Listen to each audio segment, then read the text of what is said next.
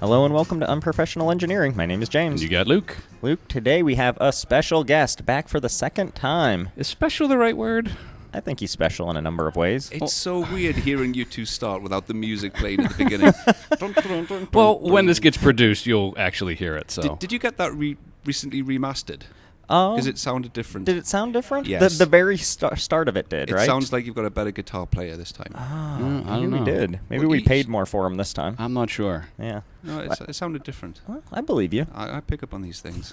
He's I know you- attention to details. I know you do. Anyways, we're with Mr. Neil Cross. Yay! Hi. Is that what we do? Yays? I thought that was I'm pretty all good. right with a yay. Okay. there we Yay go. A works. round yay of applause works. would have been preferable, but a yay will suffice. Yay it is. Right, we'll settle on a yay. All right, so I'm calling this one the Ghost of CAD Past, Present, and Future. So we're going to be looking into where CAD was, where it is now, and where it's going, and some of the big changes that have come along. Yeah, and I think it's important to understand why we are talking to Neil about this one. So Why?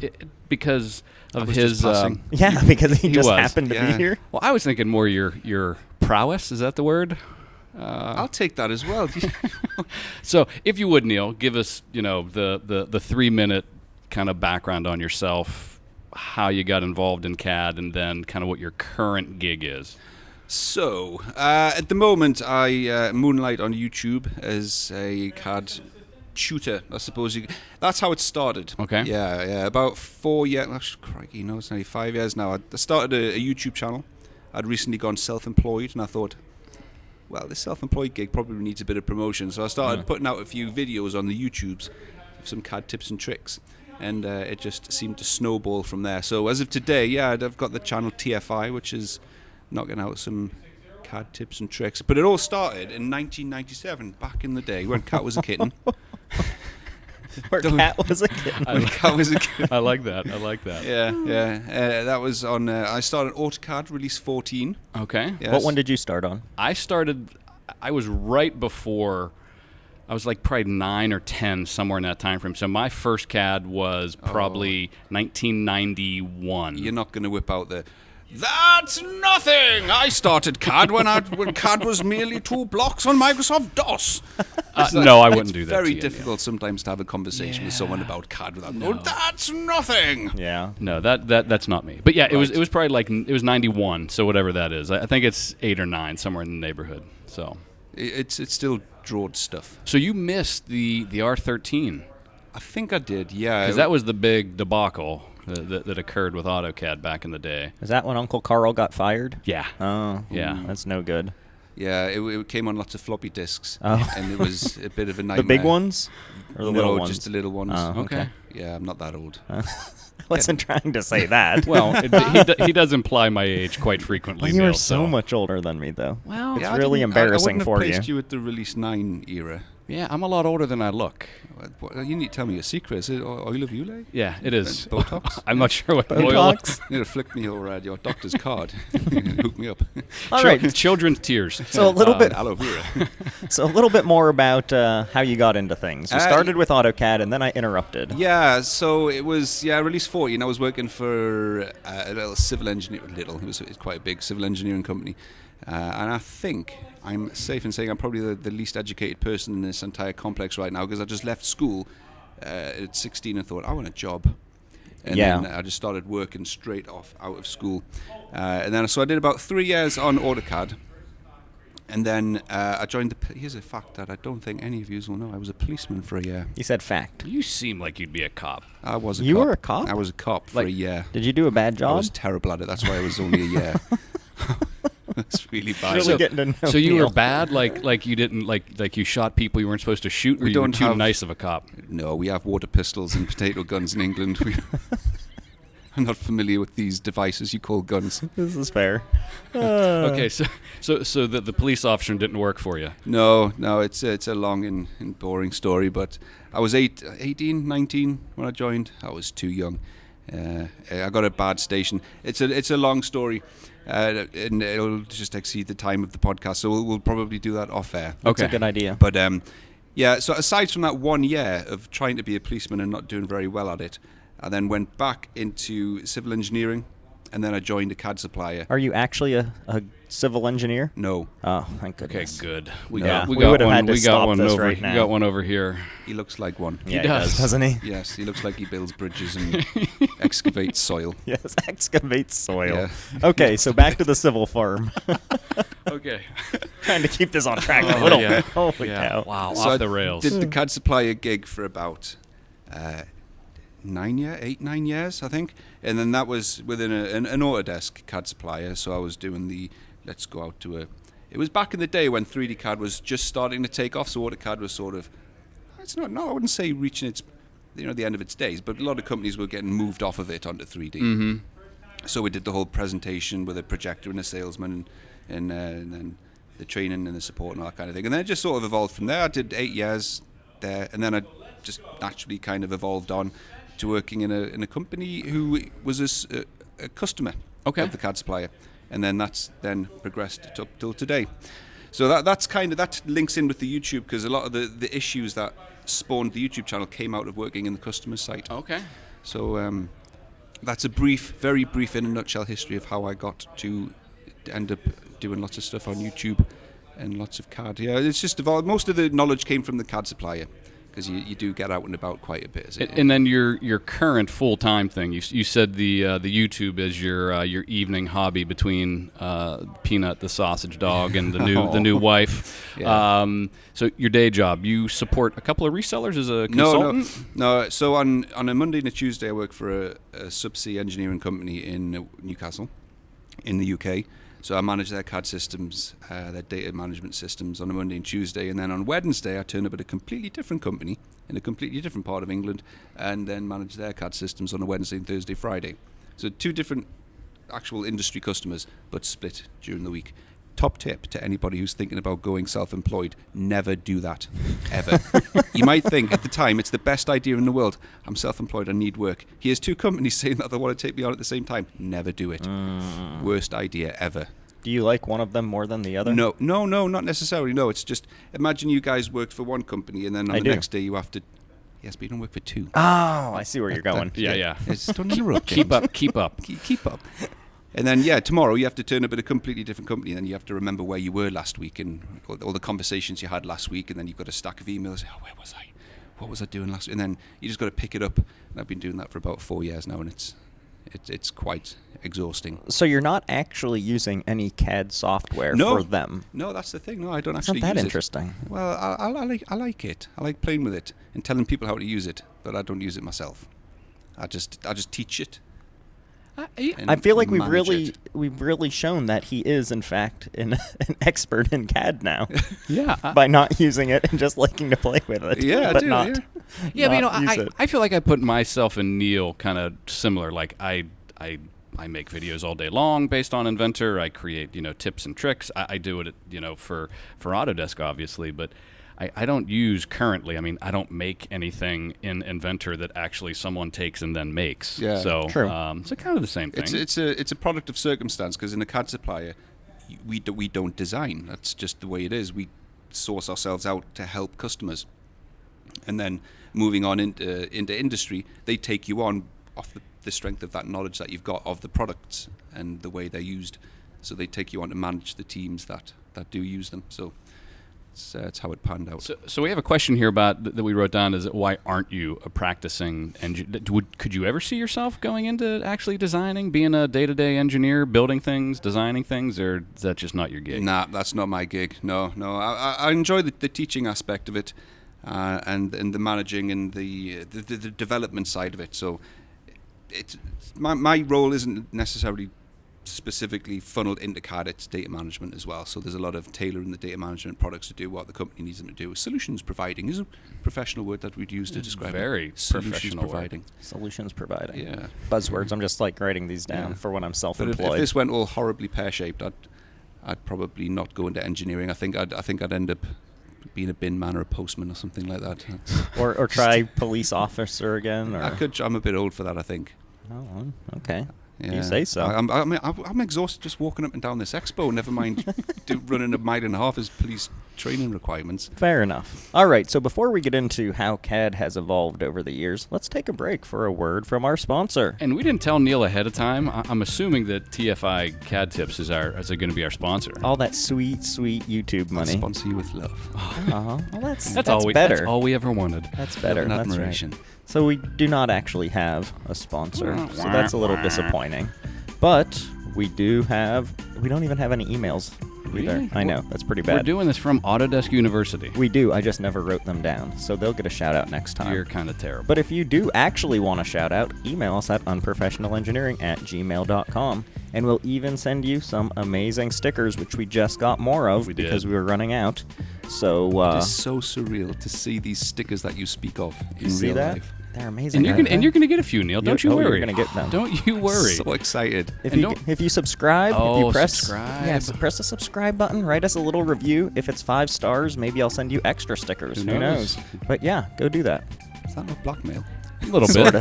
Come on, you know how this business works, Neil.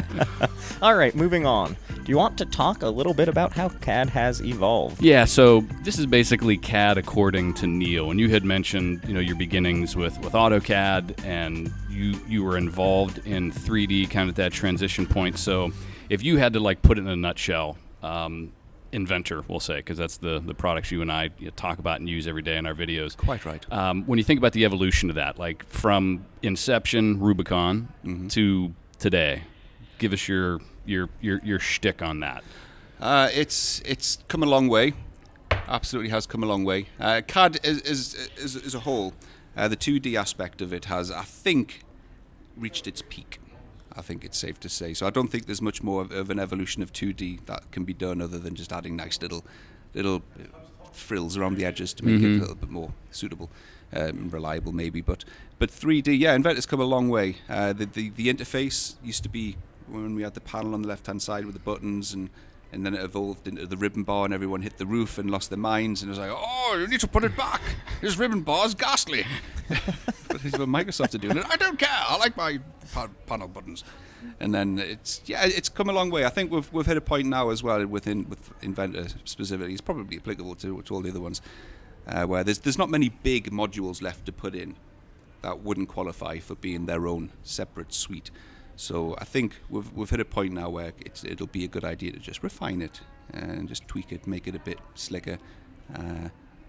But it maybe possibly integrated into the likes of augmented and virtual reality as well. That's where a lot of companies want to go down.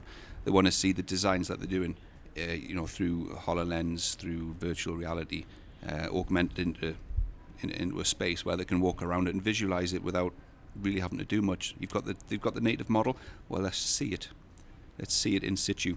Okay, so that seems like a good. A question I have about the kind of the progression of 3D modeling. Do you think it's gotten to the point where functionality is about where it's going to go? We can make parts, we can make assemblies, we can make drawings, we can do simulation, we can do all these different things inside and outside and around these 3D packages. Is it capacity now? I want to build a 100,000 part assembly or a 20,000. So is it really computing and that sort of stuff, or do you think there is legitimately functionality that we haven't yet seen that could be introduced? Yeah, there is. I think so. Yeah, a lot of it might evolve around collaboration.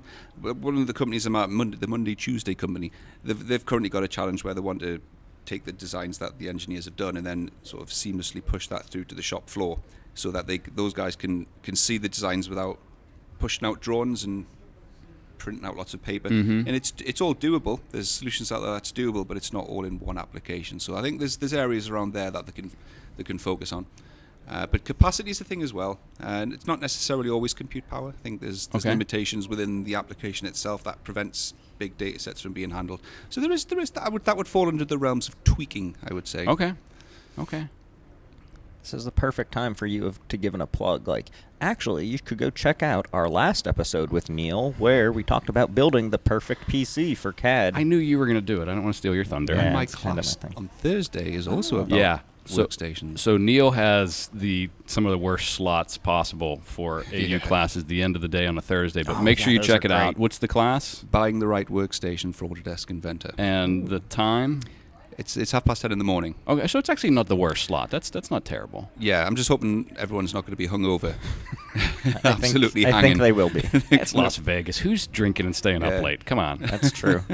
At least those will also be live probably on the AU webpage then I think afterwards. they get recorded, don't they? Yeah, everyone. So. So that'll be good. Yeah. It's a topic which it doesn't appeal to everyone, but there is a heck of a lot of interest in it. There's a lot of people just don't have a clue what they need to buy, and they sometimes just take a stab in the dark, buy something that's completely wrong, and then they'll spend an awful lot of money buying something else that's still wrong, and it doesn't fix the problem. So that's kind of the point of my class. It's just to point people in the right direction. He's really doing a great public service. I think so. Oh, it's very kind of you. Yeah, hurting the economy, but still, I'll appreciate it. All right, speaking of hurting the economy, let's talk a little bit about your opinions on all of these companies going to a subscription model. I actually... And do you think everyone knows what that means? Well, it's software as a service, which means it's There we like go. Netflix, isn't it? Yeah, basically. Yeah, it's like Netflix. It's instead of buying something and keeping it, you pay for it monthly, and for as long as you're paying for it, you get it indefinitely as long as you're paying for it. I think it's a decent model. Okay. Yeah, it takes away the upfront cost that you would have normally had, and then you can just pay for it monthly. And I feel like you may have had a different opinion when that first started. yeah, but then I took a different approach because I'm subscribed to Office and Adobe Creative Cloud, and those work quite well for me. And the barrier to entry is sort of being removed as well. You don't necessarily need a massive upfront payment anymore to get into the business. You can just start off with a small one-time payment, and then off you go with your monthly fees.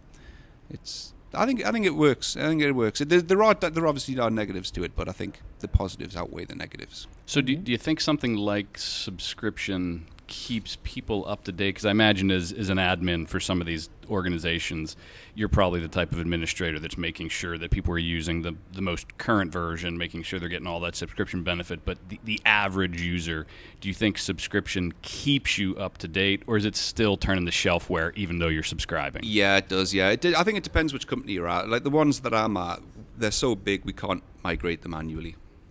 We've got so much customization which is kind of linked into the system. To migrate annually would be a bit of a nightmare. So some companies can't do it. They'll still keep paying their subs. We have to. But for other companies, it makes sense. Yeah, you get your subscription benefit, and with that subscription comes added tools, added functionality, technical support, all that kind of stuff. So yeah, it's not something that's the same across the board, though. Okay. I often think when we talk about subscription and collections and things like that, like, this doesn't actually work. We're just kind of lying to people and saying, look at all this extra crap that you get along with it. But then I think about my Creative Cloud subscription, which I love, and I started doing it because it had Photoshop, and that's how I could get it for like $52.99 a month, and that was great. And then all of a sudden, I got into Illustrator and After Effects and Can you use After Effects? Poorly. It's what an enigma that thing is. It's kind of tough. So It's I can take an After Effects file that someone already created and modify make it. changes to it. That's about as even good do as that. I can do. I'd love to be able to have, when you see a nice camera panning shot and then you've got Yeah. like the label moving with it, just something as simple as that. Can I do it? Can I? There's just so many little bars at the bottom and little buttons and padlocks. And I think our civil engineer friend over here is After Effects. Oh, okay. Hand me a business card later. Yeah, speaking of self-employed people looking for more work. All right. So before we move on, and I want to get into CAD in the cloud a little bit, but before we do that, I wanted to take a break for this week's Luke's Rant. Yeah, so I got to give this rant to just Las Vegas in general. Interesting. And I hate to... So I've been here a lot. So James and I, we've been at least together to 7 of these. I think we should have mentioned we are live at Autodesk University 2018. Yeah, we didn't say that. Yeah. So yeah, now there's your context. But yeah, basically the rant is it's just so taxing. And Neil, you had mentioned your how you felt coming across and the jet lag and the late nights and the mandatory fun. I just wish that maybe Autodesk University wasn't in Las Vegas sometimes. Like, it would be so nice to just go somewhere where I didn't have to stay up till 4 o'clock in the morning on purpose. That would just be great. But that's They do have a UK one, but it tends to be a bit of a smaller one. Yeah. I think it would be better if they just, instead of having the big one in Vegas, just move the big one around. so they used to do that all the way different back in countries, the day. or- Yeah, way back in the day, they used to do an East Coast and a West Coast, like Las Vegas University, and I don't know if it got too big and it just didn't work, but yeah, it was very difficult. So. Yeah, Vegas is an interesting place. I mean, there's all kinds of people from all kinds of areas of the spectrum just wandering around. There's all kinds of weird smells, herbal smells.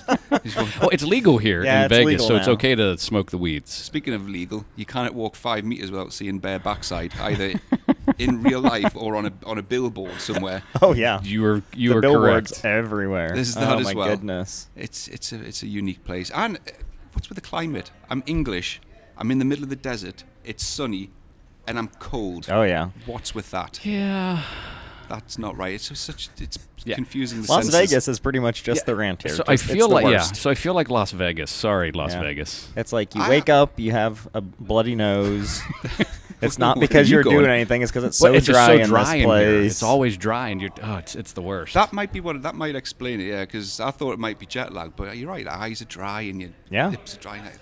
So Yeah, basically, terrible. you basically need chapstick, you need the nasal hydration stuff, and you need eye drops. In Like summary, that's all you need. And Don't lots go of to money. Las Vegas, even though it is a place for families now. No, it's not. I wouldn't. Every time agree with that. I see somebody with a kid here in Las Vegas, I'm like, you're the worst parent ever. Do we have? judge Let's you take much. one more minute for a story from last year.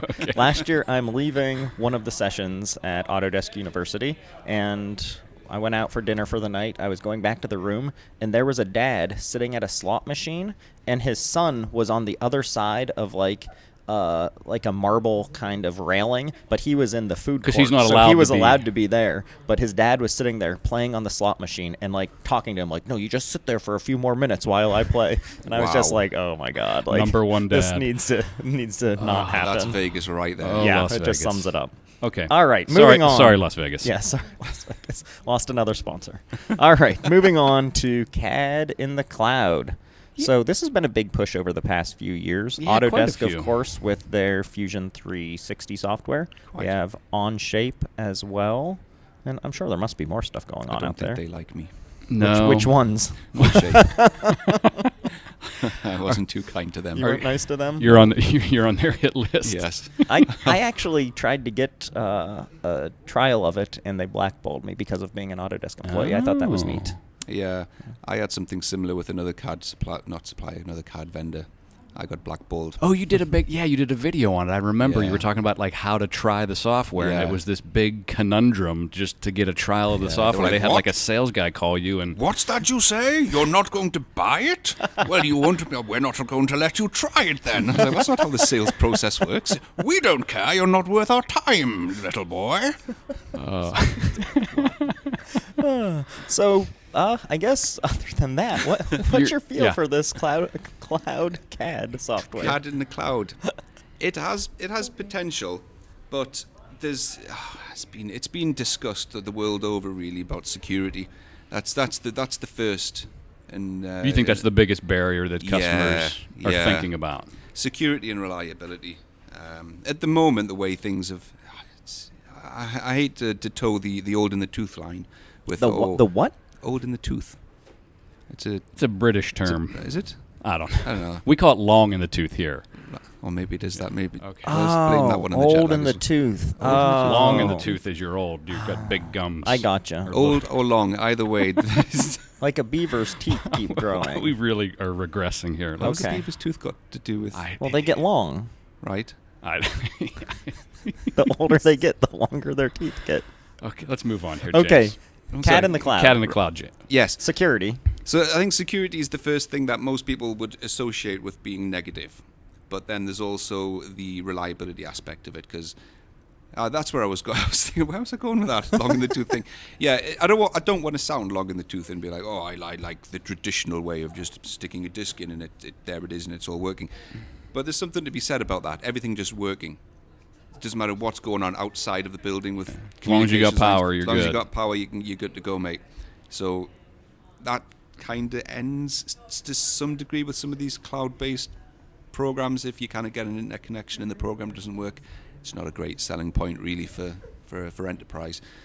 But if they can offer offline modes and data cache locally, then perhaps it's something that's feasible. But then at what point do you stop being cloud-based and you suddenly become a local-based program? Yeah. But for enthusiasts and people that are just doing a bit of homework out of their house, then I think it's something it's a good idea. Being able to just open the program on any machine and just carry off where you were, then that's quite good. But it's difficult to see how it's going to work, especially in the companies that I work at.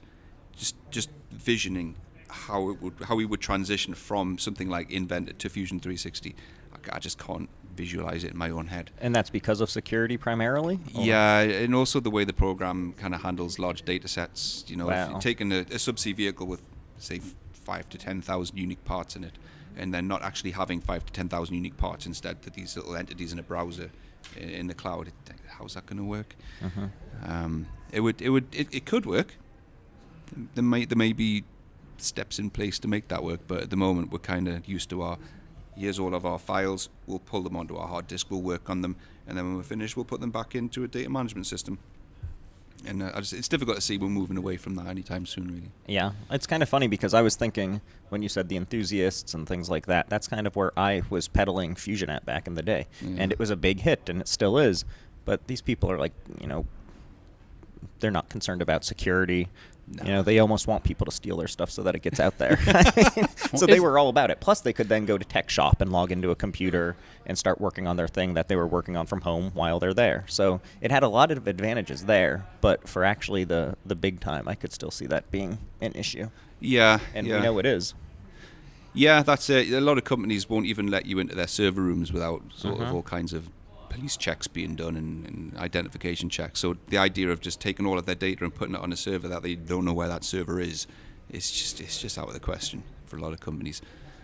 So it would be a bit of a deal breaker if that became something that was forced. Okay. Do you have any thoughts on the cloud, Luke? I think that there's definitely this push. I mean, you look at the functionality that is being put into Fusion 360, simulation tools in the cloud, the data management, the revisioning, the collaboration. So some of the things you were mentioning, I think Fusion solves a lot of the challenges that these organizations have when it comes to collaboration. But I do think security and data size and the whole, what happens if the internet goes down? I think those are things that I think in the next few years are going to be overcome. I mean, if you just look at reliability of, like Amazon Web Services, an example, I mean, the reliability is insane. If your power goes out, whether you have the internet or not, you're not doing anything with no power typically. So, so I think it's going to get there in the next few years where it can do that. But I agree. Right now, I don't know if it's at that place yet. There also needs to be a good reason to move from, say, something like Inventor to Fusion 360. Fusion 360 is a brilliant bit of kit, no doubt, and that's great for the people who are starting on it. But to try and move, say, an Inventor customer off onto Fusion 360, there needs to be a more compelling reason than just the cloud's secure. It needs to offer tool sets which Inventor possibly doesn't have. Which it is a bit of a. I don't know where it's heading. It's almost like one company. Say, you've got your iPhone, you've got your Samsung Note or your Galaxy. It's like the same company offering these two flagship devices that essentially do the same thing. They've just got slightly different, little nuances to them.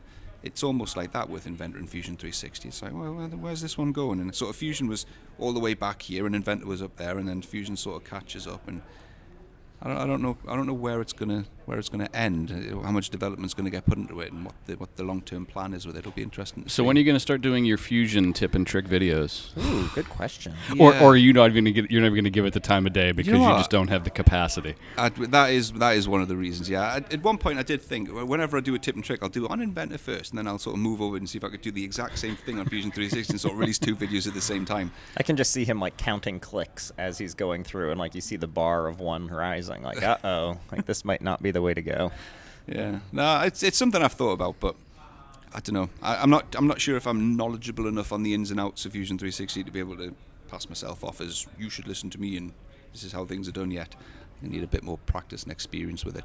But to its credit, I did a video about God, it's about 2 years ago now, where I modelled an entire BMW alloy wheel in Yep. Fusion I 360. remember seeing that. And that was probably unfair to say the first time I'd used Fusion 360, but it was probably the first time that I'd modelled something. Aside from opening it up and looking at the buttons, I just opened Fusion up and I thought, right, I'm going to model this wheel, and I did it. And that's a credit to Fusion and how easy it is to move from something else to Fusion. Didn't have any training in it. It's just that easy to sort of sidestep backwards and forwards. So it's a nice, it is a nice little bit of kit. It is quite powerful. All right, so we're running out of time here, but Oh, before don't we say go, that. I know I'm really upset about it too. I'm devastated. Before we go, let's make a few bold predictions. Crying inside. Bold predictions Okay. of where you see CAD moving here in the next, let's say, 10 or 20 years. I think there's going to be a lot of movement towards AR and VR, providing that technology doesn't fizzle away, which VR's sort of struggling to be I don't know what that noise was either, but VR's struggling to be taken and adopted not commercially, in the residential sort of consumer space. Just cost of entry is so high, but as long as VR continues on its development path and it gets continue to work on, I think CAD is a good contender to link directly into that, as long as it isn't one of these things where, you need another program for this, and then, you need a linkage tool to link this, that, and the other. And I have to, when you say that, you mean that I'm going to be, let's say, in Inventor, and I'm going to be making a part in a VR environment, or do you think it's for collaboration purposes? Both, I think. Yeah. Because I think the prior's the more interesting one, Yeah. to be in, VR, designing and picking That and would clicking. be That would next be level awesome. Yeah. Like, have you used the Vive yet? Yeah. Have you used Tilt Brush? No. Tilt Brush has got it's a Google application. And it's so intuitive to use. Like my 6-year-old niece used it, and she was just straight away painting stuff in virtual reality. That's cool. And on one hand, you've got the wand, and then there's like a cube, and you just spin the cube around, and each face has got a different toolkit on it. That could translate quite easily across to CAD. So Yeah. one face has a bunch of sketch tools, and they're all contextual to what you're doing, and you could interact with it, providing that the gesture control's fluid, it's not laggy.